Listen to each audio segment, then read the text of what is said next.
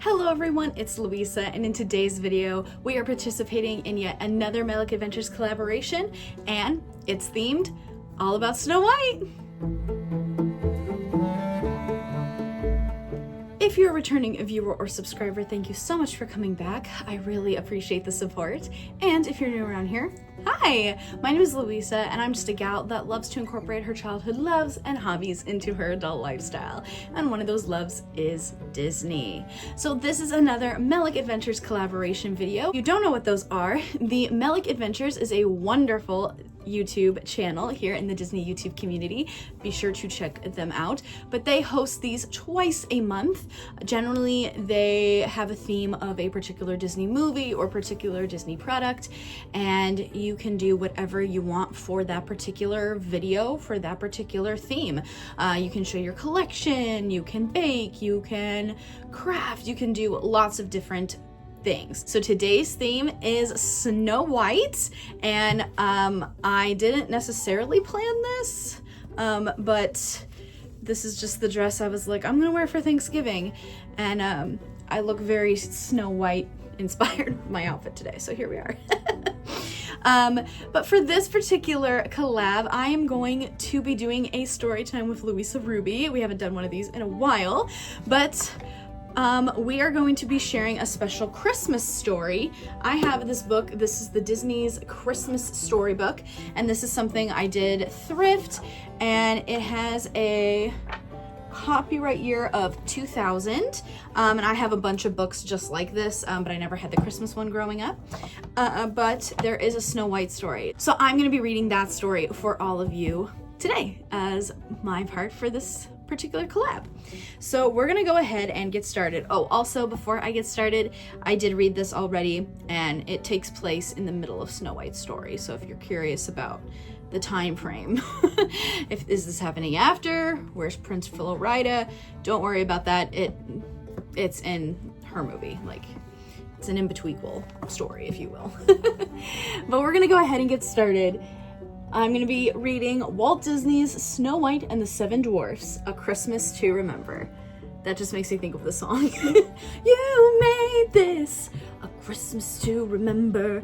Don't get struck by the copyright people. Okay, here we go. For many months, Snow White had lived quietly with the seven dwarfs, sharing their cozy cottage in the woods. When the dwarfs found out she was a princess, fleeing from her stepmother, the queen, they had done everything they could to keep her safe and happy.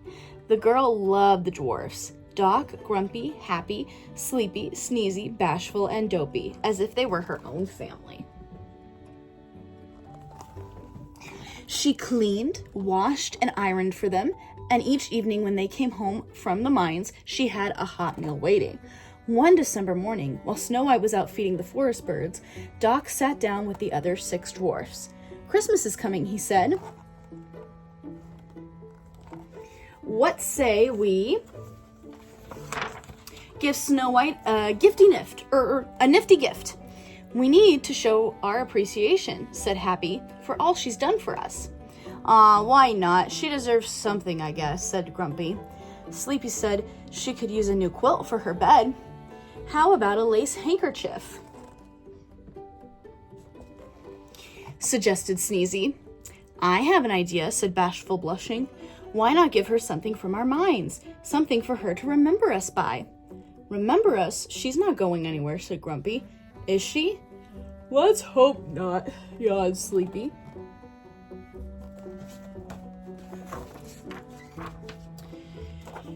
If we work extra hard, said Doc, we could find the perfect diamond, and we've already dug enough gold. We could make her a crown, said Happy, a crown like a princess would wear. Snow White is a princess, Bashful reminded them, in every way. The next day, the dwarves busied themselves at the mine. In the cottage, Snow White got ready for Christmas too. First, she made a tray of special cookies, cutting them in shapes of bells and stars and Christmas trees.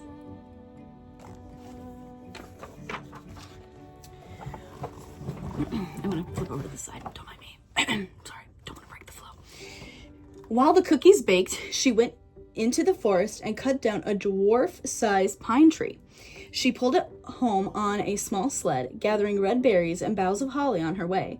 When she returned, the cottage smelled of warm cinnamon and sugar. The smell was so delicious, it made Snow White quite hungry. But instead of nibbling on the cookies, she laced them on ribbons and hung each on the little pine tree. She draped strings of berries on the branches, singing carols all the while. By the time she had finished decking the walls with holly and the beams with mistletoe, Snow White was tired and sat down by the fire to nap.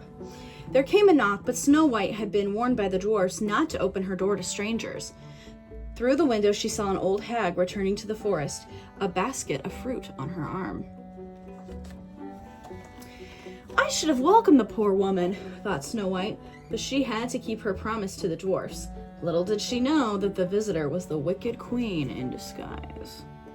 Foreshadowing.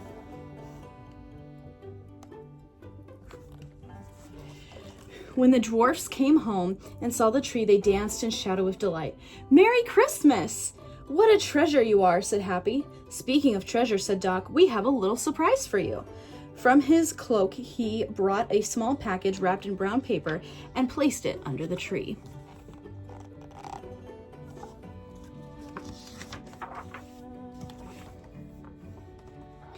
"No squeaking or peeking," he said. "You must wait until Christmas Eve." On Christmas Eve, Snow White cooked a fine feast of roast fowl and a nut-filled plum pudding. During the evening, her eyes strayed often to the lighted tree and to the package beneath it.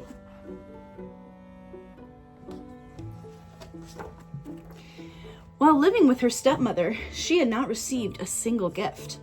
When the last slice of pudding was gone and the dwarfs had washed the dishes, Doc at last handed Snow White the small bundle. When she opened it, Snow White gasped with delight. "Why, this is lovely! But how did you ever—" "We made it," said Happy proudly. "You're crying," said Doc. "Didn't we do it right?" Snow White went to the mirror and put on the crown. She felt like a princess once again. "Oh, thank you," she said. "This is wonderful, and it is even more precious because you put your hearts into it." "Shucks, 'twasn't much," said Bashful.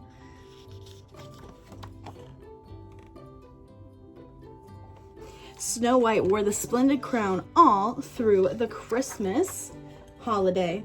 Then she wrapped it carefully and tucked it away in a drawer to save for the day when she might once again become a princess. And that's the end of our story. I hope that you all enjoyed that. I thought that that was a fun little variation on this particular collab and on the Snow White story. But be sure to check out everyone that is participating in this collab. Their videos are going to be down below. Check out to see what they are doing for this collab. And of course, you can check out the hosts, Melick Adventures, and the video that they create as well. But that is going to be it for me today, guys. Please give this video a thumbs up if you enjoyed. Comment down below. Are there any books or stories you would like to see me cover or do for Storytime with Louisa Ruby? I would be curious to know. If you want even more of my shenanigans, you can find me on Instagram at louisa.ruby and on TikTok at wheezequeen3. But thank you guys so much for watching, and I will see you all again soon with a brand new video. Bye!